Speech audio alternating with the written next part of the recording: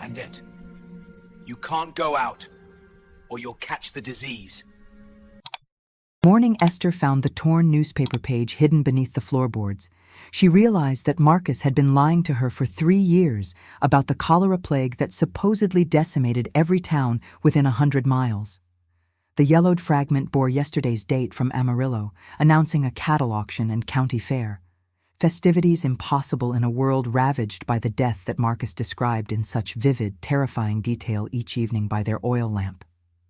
Her hands trembled as she smoothed the creased paper, reading advertisements for ladies' hats and patent medicines, notices of church socials and barn dances, all the ordinary life of a thriving community that Marcus swore had been reduced to mass graves and empty streets.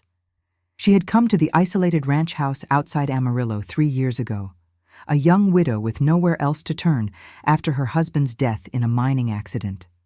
Marcus Holloway had found her weeping beside the stagecoach, her few possessions scattered in the dust after the other passengers refused to let her continue to town. He was a tall, soft-spoken man with kind eyes and gentle hands, offering shelter until she could arrange her affairs. The ranch sat in a valley surrounded by red canyon walls, accessible only by a narrow trail that wound between towering stone formations. It seemed like Providence had delivered her to safety. That first night, Marcus had explained the terrible situation beyond their sanctuary. A virulent strain of cholera had swept through Texas like wildfire, he told her, killing entire families within days. The symptoms he described were horrific: violent convulsions, bleeding from the eyes, madness in the final hours. The military had quarantined the affected regions, shooting anyone who tried to cross the boundaries. Towns were being burned to prevent the spread. Only their remote location kept them safe. But venturing beyond the canyon meant certain death. Esther had accepted his protection gratefully, believing herself blessed to have found such refuge. Marcus was attentive and caring, bringing her books to read, teaching her to tend his small garden, sharing quiet conversations in the evenings. He never pressed himself upon her, never demanded anything improper, maintaining a respectful distance that made her trust him completely. When she spoke of missing human contact, of longing to hear news from the outside world, his face would cloud with genuine sorrow as he reminded her of the devastation beyond their haven. The months passed in peaceful isolation.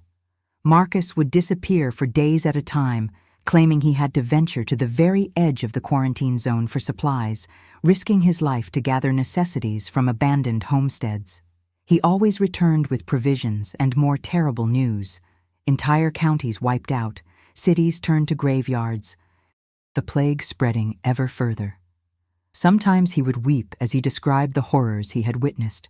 The bodies left unburied, the silence where bustling communities once thrived. Esther learned to cherish their simple life. She kept house, cooked meals, mended clothes, and tended the vegetable garden that kept them fed. Marcus taught her to shoot his rifle, claiming she needed to protect herself from the desperate survivors who occasionally wandered into their valley, already infected and dangerous. She became skilled with the weapon, though she prayed she would never need to use it. The routine gave her purpose, and Marcus's gentle companionship made the isolation bearable. As seasons turned, Esther noticed subtle changes in Marcus's behavior. His absences grew longer and more frequent.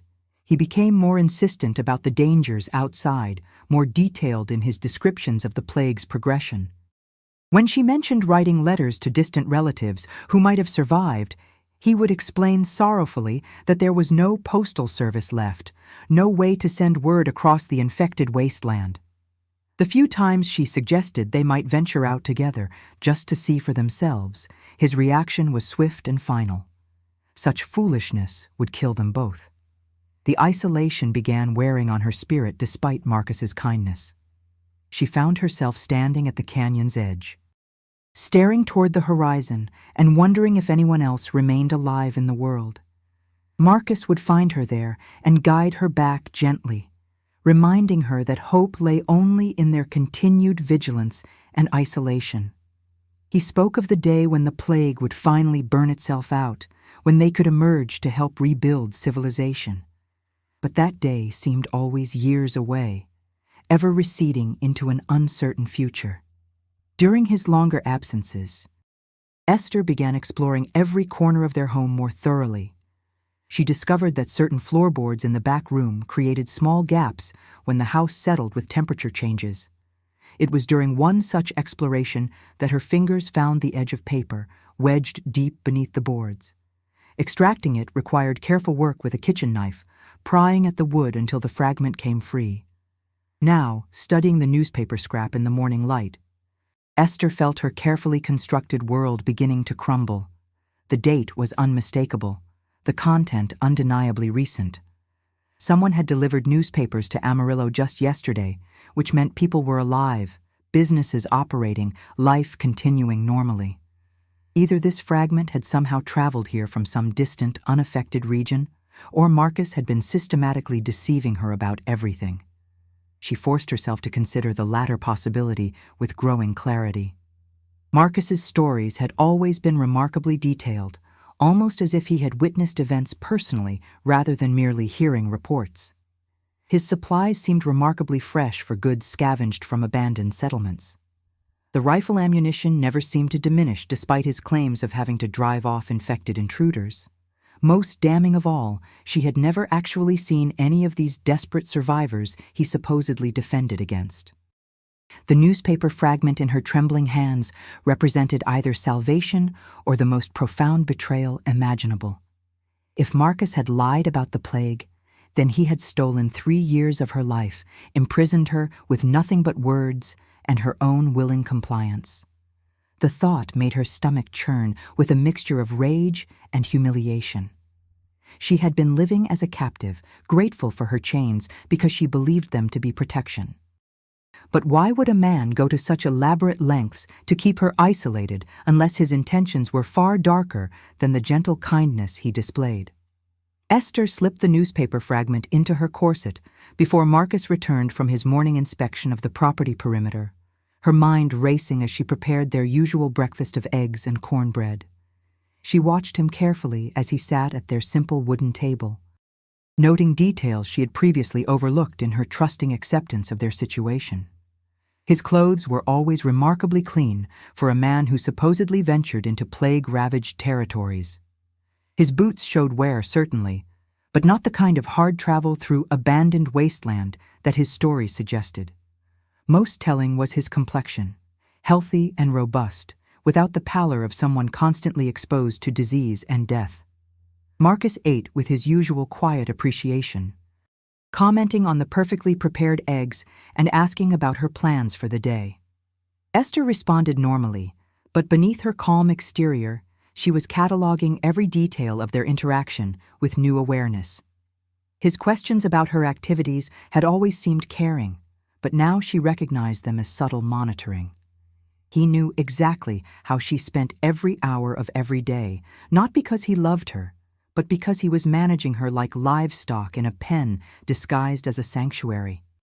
When Marcus announced he would need to venture out again for supplies, claiming their flower stores were running dangerously low, Esther nodded with the same resigned acceptance she had shown for 3 years. But this time, she began planning. If he was truly traveling to plague-stricken areas, he would need time to reach them and return. If he was lying, he might be conducting entirely different business much closer to home. Either way, his absence would give her the opportunity to explore more thoroughly and perhaps discover additional evidence of his deception. Marcus spent the afternoon checking and rechecking his equipment with unusual care. He examined his rifle, counted ammunition, and repacked his saddlebags twice. Esther watched from the garden, pretending to tend the tomato plants while observing his preparations. For a man supposedly gathering supplies from abandoned homesteads, he seemed remarkably well armed. His behavior suggested someone preparing for potential conflict rather than scavenging through empty buildings. The realization sent cold fear down her spine as she considered what kind of business might require such precautions. That evening, Marcus was more talkative than usual, perhaps sensing some change in her demeanor despite her efforts to appear normal. He spoke at length about their future together, describing plans to expand the garden, maybe acquire some cattle once the plague threat diminished. His words painted a picture of permanent isolation, a life where they would remain in this valley indefinitely.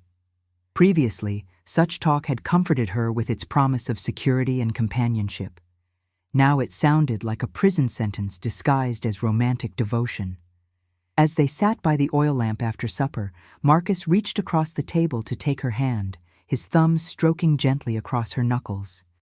He spoke of how grateful he was for her presence, how her companionship had transformed his lonely existence into something meaningful. The words might have been romantic if not for the possessive undertone she now detected. He was not expressing love for a partner, but satisfaction with a possession. She forced herself to smile warmly, to squeeze his hand in return, while mentally preparing for what she might discover during his absence. Marcus rose early the next morning, kissing her forehead gently before shouldering his pack and rifle. He reminded her of the safety protocols he had drilled into her countless times. Stay within the canyon walls, keep the rifle loaded and ready. Trust no strangers who might wander into their territory. His farewell seemed more intense than usual, lingering longer than necessary, as if he sensed this departure might be different. Esther waved from the doorway until he disappeared around the canyon bend, then counted slowly to 100 before beginning her investigation. Her first discovery came in Marcus's personal effects, items she had never presumed to examine out of respect for his privacy. Hidden beneath his spare clothing was a collection of personal belongings that clearly did not belong to him. A woman's silver locket, a child's wooden toy horse, a man's pocket watch with an inscription from a beloved wife. These were not random items scavenged from plague victims, but carefully selected keepsakes that suggested far more sinister acquisitions. Her hands shook as she examined each piece, imagining the faces of their original owners and wondering what had become of them. The second revelation came when she noticed that the lock on Marcus's desk drawer had been recently repaired, the metal bright and unweathered compared to the rest of the furniture. Working carefully with a hairpin, she managed to spring the simple mechanism and discover a collection of documents that made her blood run cold. There were property deeds for 3 different ranches, all signed over to Marcus Holloway by previous owners.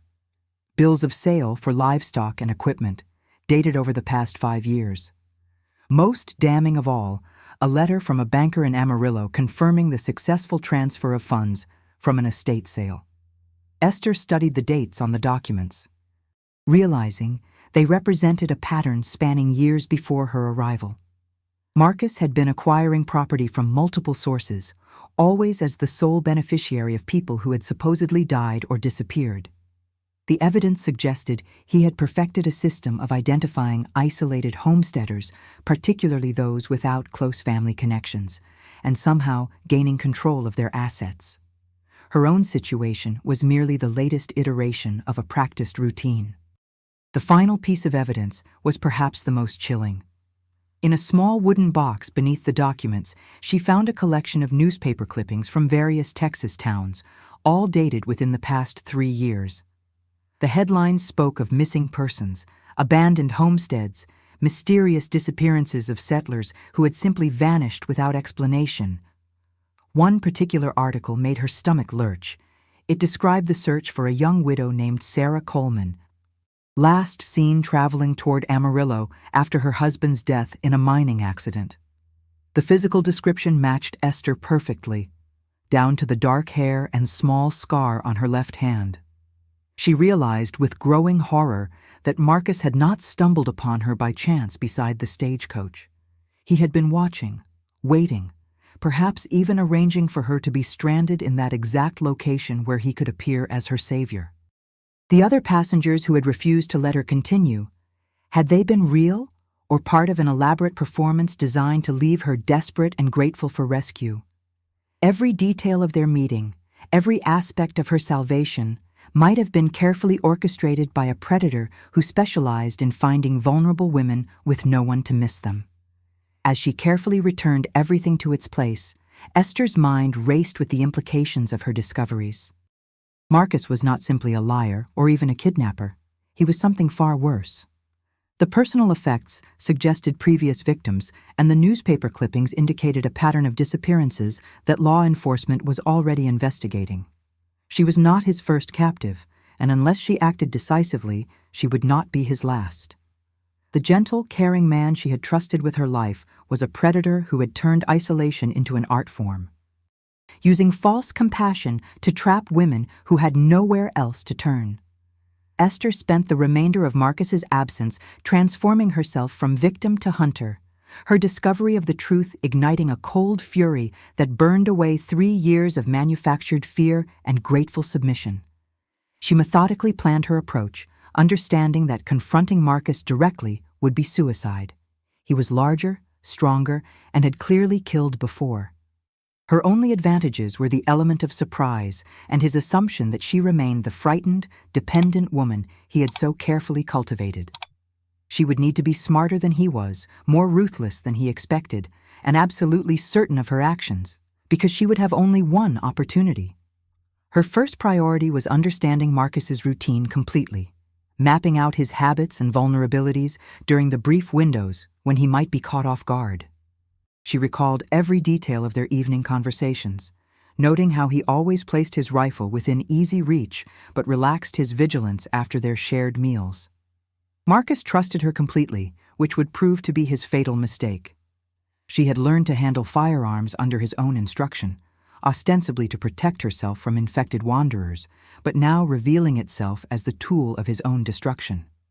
While exploring the property more thoroughly, Esther discovered a partially concealed root cellar behind the main house that Marcus had never mentioned in their 3 years together. The wooden door was secured with a heavy iron lock, and the surrounding area showed signs of regular use despite her previous ignorance of its existence. Using the skills Marcus had ironically taught her for self-sufficiency, she fashioned tools from kitchen implements and spent hours working at the lock mechanism until it finally yielded with a rusty click that seemed to echo through the canyon like a gunshot. The contents of the cellar made her previous discoveries seem almost innocent by comparison.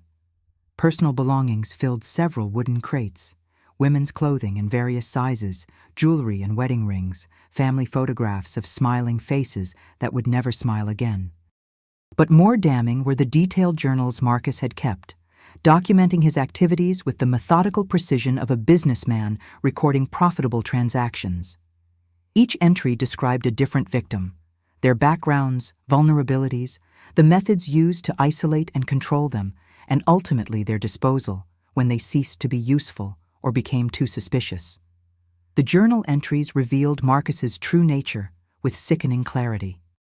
He was not driven by passion or even greed alone, but by a calculated desire for complete control over another human being. Each victim had been kept for different periods, some for months, others for years, depending on their usefulness and his level of interest. Esther read her own entry with growing nausea, seeing herself described as responsive to authority and grateful for protection with clinical detachment. Marcus had been studying her behavior like a scientist observing a laboratory specimen. One particular journal passage made her hands shake with rage. Marcus described his growing boredom with their arrangement and his plans to conclude this phase within the coming months. He had been preparing to kill her, just as he had killed the others when they outlived their purpose. The elaborate fiction about the plague, the careful isolation, the gentle manipulation, all of it had been building toward her eventual murder. She had been living on borrowed time, unaware that her execution had already been scheduled by the man who pretended to love her.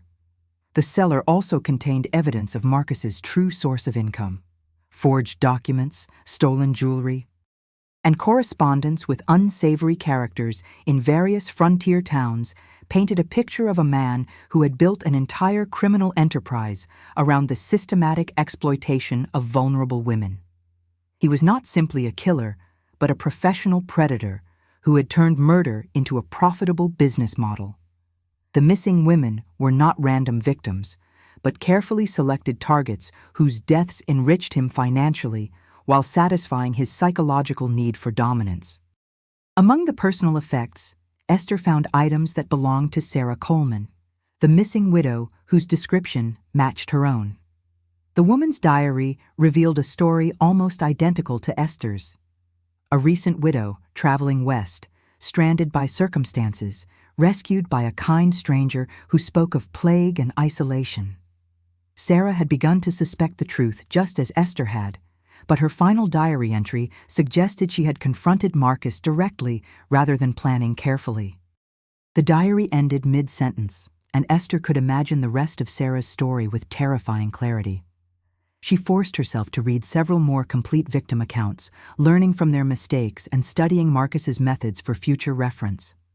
Some women had tried to escape physically, only to be recaptured in the vast emptiness surrounding the ranch. Others had attempted to reason with him, believing they could appeal to whatever humanity remained beneath his careful facade. A few had even tried to seduce him, hoping to manipulate the manipulator. All had failed because they had underestimated the depth of his calculated evil and overestimated their ability to match his ruthless intelligence. The journals also revealed Marcus's network of associates in various towns, men who helped identify potential victims and arrange the circumstances that left them vulnerable to his rescue. The stagecoach incident that had brought Esther to him was indeed orchestrated, involving bribe drivers and paid actors who ensured she would be desperate enough to accept help from a stranger. Every detail of her capture had been planned weeks in advance, from her husband's convenient death in a suspicious mining accident to her final desperate journey west where Marcus waited to claim his prize. Reading about her husband's murder was the moment Esther's last vestiges of mercy died completely. Marcus had not simply taken advantage of her widowhood, he had created it. Thomas had died because Marcus wanted his wife, killed in a staged accident that left her financially desperate and emotionally vulnerable. The grief she had carried for 3 years, the guilt about moving forward, the gratitude toward Marcus for his kindness during her darkest hour. All of it had been manufactured by the man who had murdered her husband and stolen her life. With this final revelation, Esther understood that her situation was not merely about escape or survival, but about justice for all the women who had died in this isolated canyon. She was not just saving herself, but potentially preventing future murders by removing a predator who had perfected his system over years of practice. The weight of responsibility settled on her shoulders like a heavy cloak, but it brought clarity rather than burden.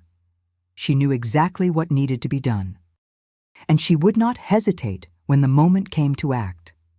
Esther's transformation from victim to avenger required more than just emotional resolution. It demanded careful preparation and flawless execution of a plan that would account for every variable in Marcus's behavior and routine. She spent the final day of his absence studying his journals obsessively, learning not just about his past crimes, but about his psychology, his habits, his fears, and his blind spots. The man who had spent 3 years studying her vulnerabilities had unknowingly documented his own weaknesses with the same methodical precision, providing her with a detailed blueprint for his destruction. Marcus's greatest weakness was his absolute confidence in his control over her. The journals revealed that he had never faced serious resistance from any of his victims until their final moments, when desperation drove them to clumsy attempts at rebellion that he easily crushed. He expected fear, pleading, bargaining, or desperate flight, but he had never encountered a victim who had time to plan methodically while maintaining perfect deception. His assumption that Esther remained the grateful, dependent woman he had created would blind him to the danger until it was far too late.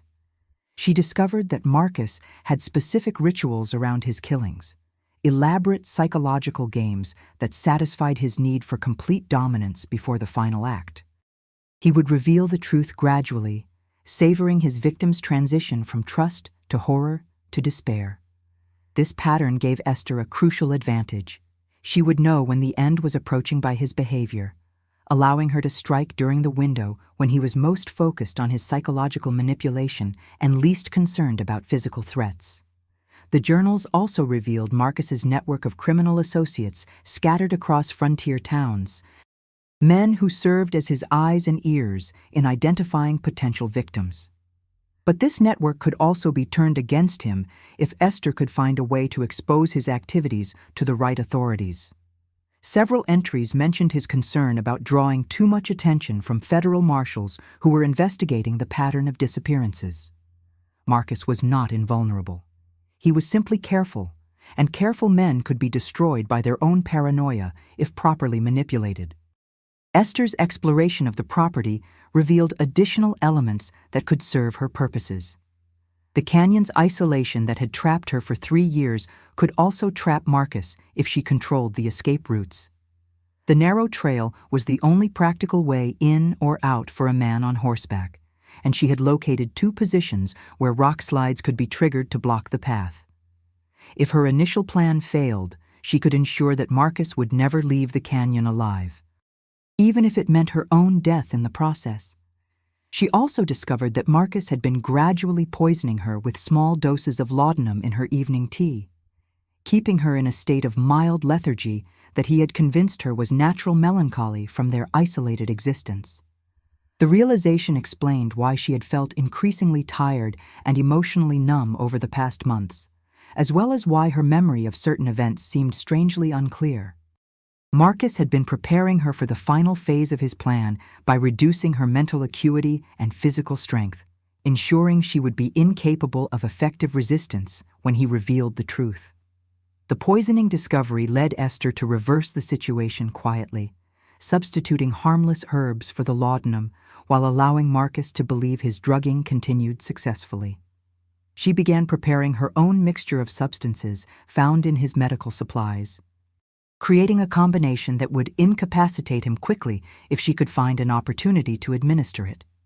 The irony of using his own methods against him provided a grim satisfaction as she worked out the proper dosages and timing. Marcus's journals revealed his plans to stage her death as a suicide after revealing the truth about her situation, complete with a forged note expressing her despair at learning about the plague's devastation and her inability to face a world without hope. He had used similar methods with previous victims, creating plausible explanations for their disappearances that discouraged investigation while allowing him to claim their property legally.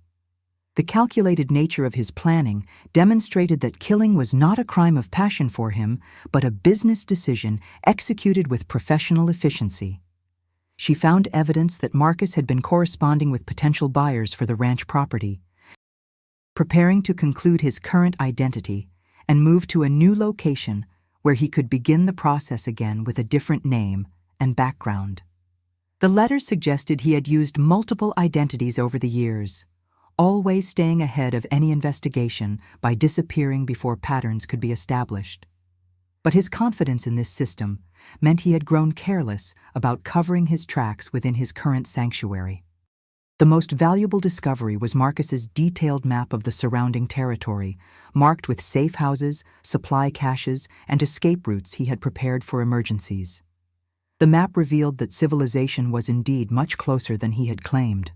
Amarillo was less than a day's ride away, and several smaller settlements lay within easy reach. The elaborate fiction about plague-ravaged wasteland was supported by nothing more than her willing isolation and his careful control of information. Esther realized that some of Marcus's absences were not for gathering supplies, but for conducting business with his criminal network, coordinating the identification and acquisition of new victims. His trips followed a regular pattern that suggested meetings with specific individuals at predetermined locations. This schedule meant she could predict approximately when he would return and how much time she had for final preparations. The window for action was narrowing, but she had learned everything necessary to ensure success. As she prepared for Marcus's return, Esther felt a cold satisfaction settling over her like armor.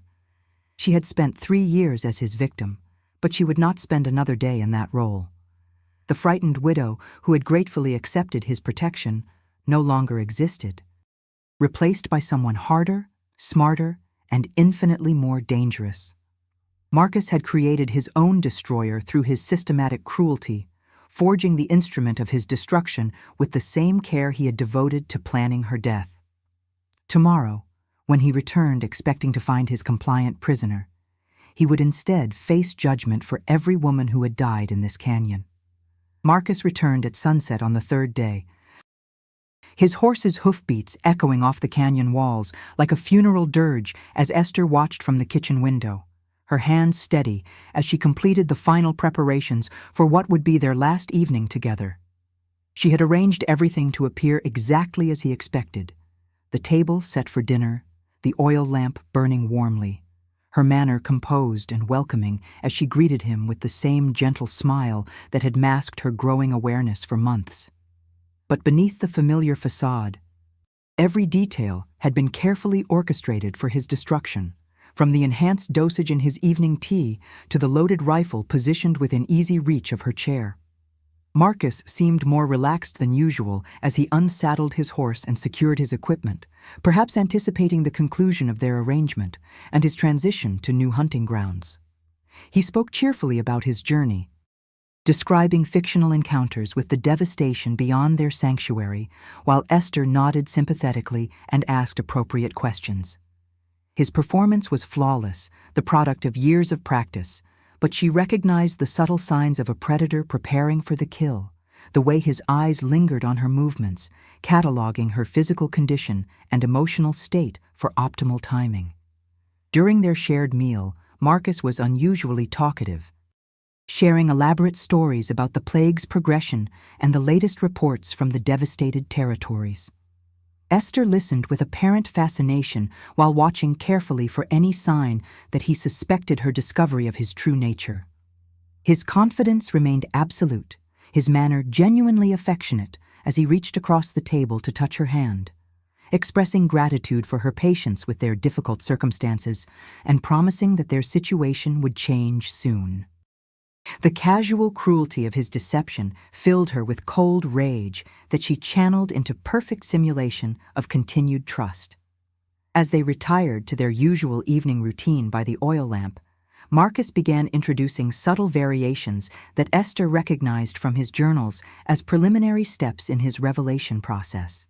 He spoke more specifically about the plague's symptoms, describing the final stages with medical precision that seemed oddly detailed for second-hand reports. His questions about her own health became more probing, and he expressed concern about symptoms she might be experiencing without recognizing their significance. The psychological manipulation was beginning, just as his previous victims had experienced in their final days. Marcus's tea consumption proceeded normally, though Esther noticed he seemed slightly more animated than usual, perhaps energized by anticipation of the evening's planned developments. She maintained casual conversation while monitoring his condition carefully, knowing that the enhanced dosage would take time to affect his reflexes and judgment without causing obvious symptoms. The timing had to be perfect. Too early, and he might recognize the danger. Too late, and he might complete his revelation before she could act decisively. When Marcus began speaking about their future with unusual intensity, describing plans that seemed to extend far beyond their current situation, Esther recognized the opening phase of his psychological assault. He spoke of changes coming soon, of truths that would be difficult to accept, of his desire to prepare her for revelations that might initially seem frightening, but would ultimately bring clarity to their relationship. His words carried undertones of threat disguised as concern, the verbal equivalent of a knife hidden behind a smile. The moment of transition came when Marcus rose from his chair with deliberate slowness and moved to secure the door, his actions casual but unmistakably final. As he turned back toward her with a smile that no longer reached his eyes, Esther saw the mask beginning to slip, revealing glimpses of the predator beneath. His voice took on a different quality as he suggested they might have a more serious conversation than usual, one that would help her understand their situation more completely. The careful phrasing was identical to passages in his journals describing the beginning of previous victims' final ordeals. Marcus returned to his seat but positioned himself differently, blocking her direct path to the door while maintaining the pretense of casual conversation. His questions became more pointed, asking whether she had noticed any unusual sensations lately, any changes in her perception of their circumstances, any curiosities about the world beyond their sanctuary. Each inquiry was designed to gauge her awareness and determine how much truth she could handle before complete psychological domination became necessary. When Esther responded with carefully crafted confusion and growing concern, expressing worry about her health and asking whether she might be developing symptoms of the plague, Marcus's satisfaction was visible in his relaxed posture and expanding smile. He assured her that her concerns were understandable but premature, explaining that certain revelations would soon provide complete clarity about her condition and their situation. His patronizing tone carried the confidence of a man who had performed this routine many times before with predictable results. The critical moment arrived when Marcus began reaching into his jacket, his movement suggesting he was retrieving something significant for the next phase of his revelation. Esther recognized the gesture from his journal descriptions. He was accessing the medical instruments he used to demonstrate his victim's helplessness before proceeding to the final stages of his psychological and physical dominance. The enhanced dosage in his tea had begun affecting his reflexes enough to slow his movements without triggering obvious alarm, creating the perfect window for decisive action. As Marcus's attention focused on whatever he was retrieving from his jacket, Esther moved with the quick precision of someone who had rehearsed every motion countless times. Her hand closed around the rifle stock in the same instant that Marcus's eyes widened with the first recognition of danger, his compromised reflexes preventing him from reacting quickly enough to prevent her from bringing the weapon to bear. For the first time in 3 years, genuine fear flickered across his features as he realized that his carefully controlled victim had somehow become his executioner. The last words Marcus heard were Esther's calm recitation of names from his journals: Sarah Coleman, Mary Patterson, Rebecca Foster, and a dozen others whose lives he had stolen for his pleasure and profit. Her voice remained steady as she informed him that she had found his records, understood his methods, and chosen justice over mercy. The expression in his eyes shifted from fear to rage to disbelief as he comprehended that his perfect system had been turned against him by the very victim he had considered most successfully broken. The rifle's report echoed through the canyon like thunder, followed by absolute silence that seemed to stretch for eternity as Esther stared at Marcus's motionless form sprawled across the wooden floor, blood spreading slowly beneath his still body in the flickering lamplight. Her hands remained steady as she set the weapon aside, feeling no immediate emotion beyond a profound sense of completion, as if she had finished a task that had been inevitable from the moment she discovered his true nature. The man who had murdered her husband, stolen 3 years of her life, and killed countless other women would never harm anyone again. She forced herself to examine Marcus's body clinically, checking for any sign of life while fighting down the nausea that threatened to overwhelm her as the reality of what she had done began to penetrate her emotional armor. His eyes stared sightlessly at the ceiling, reflecting the oil lamp's flame like empty windows, and his face had already begun to take on the waxy pallor of death. The predator who had seemed so powerful and controlling in life appeared suddenly diminished in death, reduced to just another corpse in a canyon that had seen too many murders.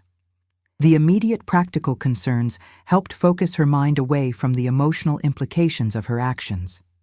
Marcus's body would need to be disposed of carefully to prevent discovery by his criminal associates, who might come investigating if he failed to appear for scheduled meetings.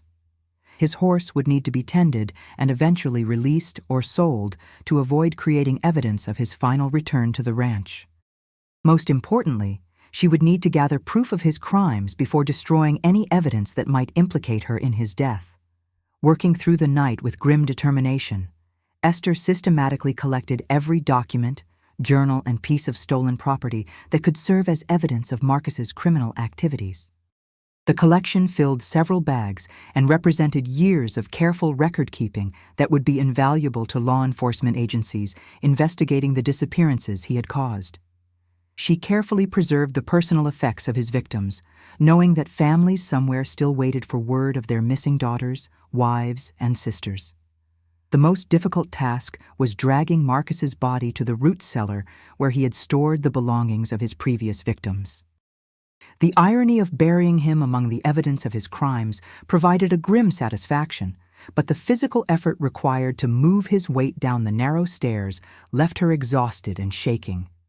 She sealed the cellar afterward, knowing that his decomposition would eventually eliminate any DNA evidence, while the documents she had preserved would tell the complete story of his activities.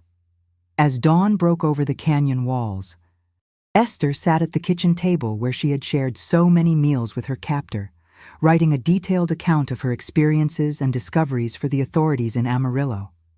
The letter would serve as her testimony and confession, explaining both Marcus's crimes and her justifiable response to them. She described the evidence she had collected, the location of additional victims' remains, and the network of associates who had helped him identify and acquire targets over the years. The writing process forced her to confront the full scope of what had been done to her and the other women who had died in this place. Marcus had not simply killed them, he had systematically destroyed their identities, their connections to the world, their sense of reality itself, before finally ending their lives. The psychological torture had been as deliberate and calculated as the physical murder, designed to satisfy his need for complete dominance over another human being. Understanding this helped Esther accept that her actions had been not just justified, but necessary to prevent future atrocities. Her plans for departure required careful consideration of both immediate safety and long-term consequences. Marcus's criminal network would eventually notice his absence and might investigate his last known location.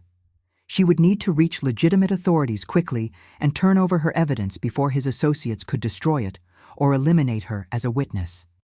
The journey to Amarillo would be dangerous for a woman traveling alone, but staying at the ranch would be suicide once Marcus's disappearance was discovered.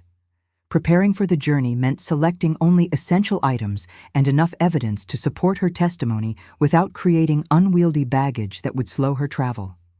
She chose Marcus's fastest horse and his best equipment, reasoning that his death had forfeited any claim to property obtained through criminal activities.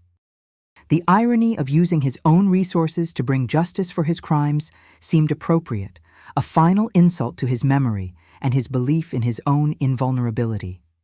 The emotional cost of her actions began to manifest as delayed shock once the immediate tasks were completed and she had time to absorb what had occurred.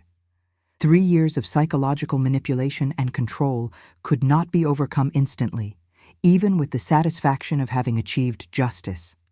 She found herself questioning whether she had become as monstrous as Marcus by taking his life, even though logic told her that removing a predator who would never stop killing was morally necessary.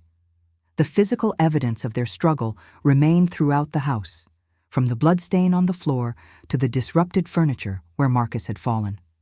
Cleaning these traces felt important for her psychological recovery. Though she knew the effort was ultimately pointless, since she would be abandoning the property permanently. The process gave her hands something to do, while her mind processed the magnitude of the changes that had occurred in her life within the space of a few hours. As she prepared to leave the canyon that had been both her prison and the scene of her liberation, Esther realized that killing Marcus was only the beginning of her journey toward justice and recovery. The authorities would need to investigate his network of associates, locate and identify the remains of his other victims, and potentially prosecute anyone who had assisted in his crimes. She would be a crucial witness in those proceedings, but she would also need to rebuild her own life after years of enforced isolation and psychological manipulation. The ride to Amarillo took Esther across landscapes that proved Marcus's lies with every mile of normal. Thriving countryside dotted with functioning ranches, busy roads, and healthy communities going about their daily business without any awareness of plague or devastation. The contrast between this vibrant reality and the apocalyptic wasteland Marcus had described filled her with a mixture of rage and profound sadness for the 3 years of life he had stolen through his elaborate deception. Every person she encountered, every sign of normal civilization, was evidence of the scope of his psychological manipulation and her own willingness to believe in his protective lies.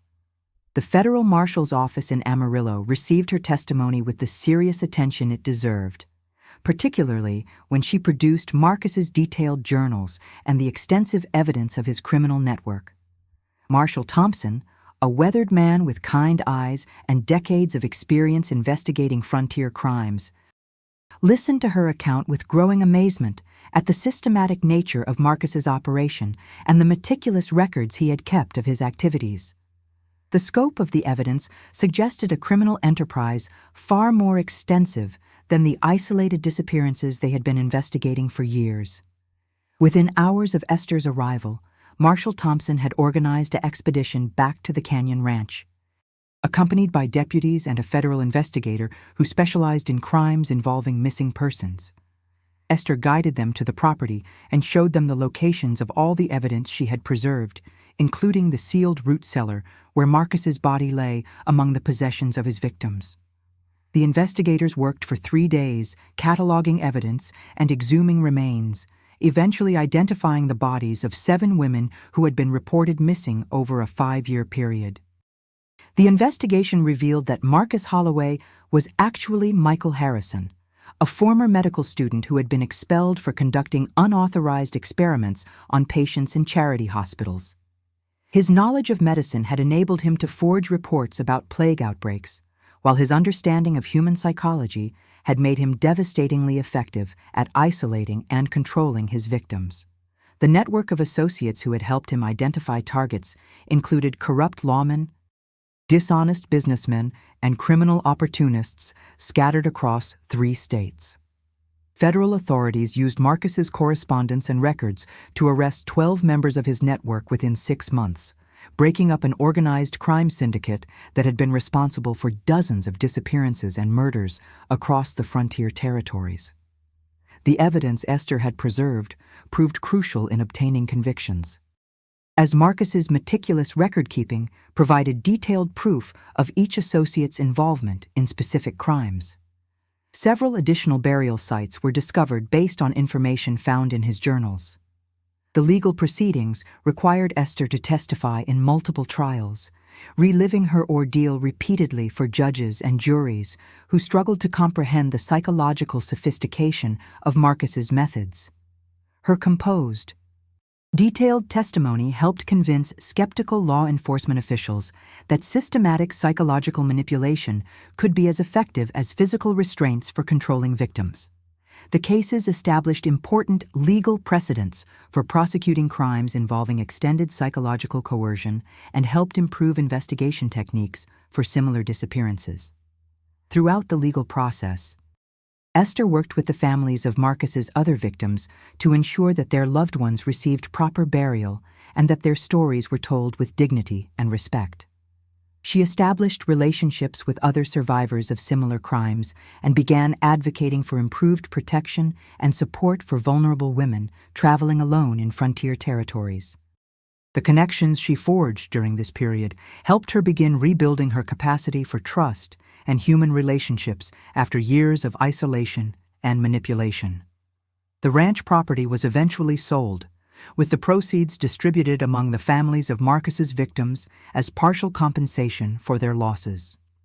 Esther donated her share to establish a foundation that provided assistance to women in situations similar to her own, widows, refugees, and others who found themselves isolated and vulnerable to predators who exploited their desperation. The Foundation's work helped prevent other women from falling victim to similar schemes while providing support for those who had already suffered abuse. Esther eventually settled in Denver, where she used her experience and the skills she had developed during her ordeal to become an advocate for victims of crimes involving psychological manipulation and extended captivity. Her work with law enforcement agencies helped develop better techniques for investigating disappearances and identifying patterns that suggested systematic predation rather than random violence. She never married again, finding fulfillment in her advocacy work and the relationships she built with other survivors and their families. Years later, when asked about her decision to kill Marcus rather than attempt escape or seek help, Esther would explain that she had understood instinctively that he would never allow her to leave alive and that his network of associates would have made successful escape nearly impossible. More importantly, she had realized that she was not his first victim and would not be his last unless someone stopped him permanently. The weight of that responsibility had made her choice clear, even though it required her to become something she had never imagined herself capable of being. The Canyon Ranch remained abandoned for years after the investigation concluded, eventually becoming a place of pilgrimage for those interested in the darker aspects of frontier history. Local authorities posted warnings about the dangerous terrain and unstable structures. But visitors still came to see where one woman's courage had ended a predator's reign of terror. Esther never returned to the place where she had been both prisoner and executioner. Preferring to focus on the future rather than revisiting the past that had shaped her into someone stronger than she had ever known she could become. In her final years, Esther would often reflect that Marcus had inadvertently given her the greatest gift possible by underestimating her capacity for growth and resistance. His assumption that she would remain the grateful, helpless victim he had created became the foundation of his destruction and her liberation. The 3 years of captivity had been a horrific ordeal, but they had also forged her into someone capable of saving not just herself, but potentially dozens of other women who might have fallen victim to his predation. Justice, she learned, sometimes required ordinary people to become extraordinary, even when the cost was their innocence and peace of mind. The story of Esther and Marcus became part of frontier legend, told around campfires and in saloons as a cautionary tale about the dangers that lurked behind friendly faces and generous offers. But for those who knew the true details, it was something more significant. Proof that even the most sophisticated predator could be defeated by courage, intelligence, and the refusal to accept victimhood as a permanent condition. Esther's legacy lived on in the foundation she had established, the legal precedents her testimony had created, and the countless women who found safety because one person had chosen justice over mercy when faced with absolute evil. If you found this story gripping, subscribe and hit the bell icon to discover more tales of courage, justice, and redemption from the untamed American frontier.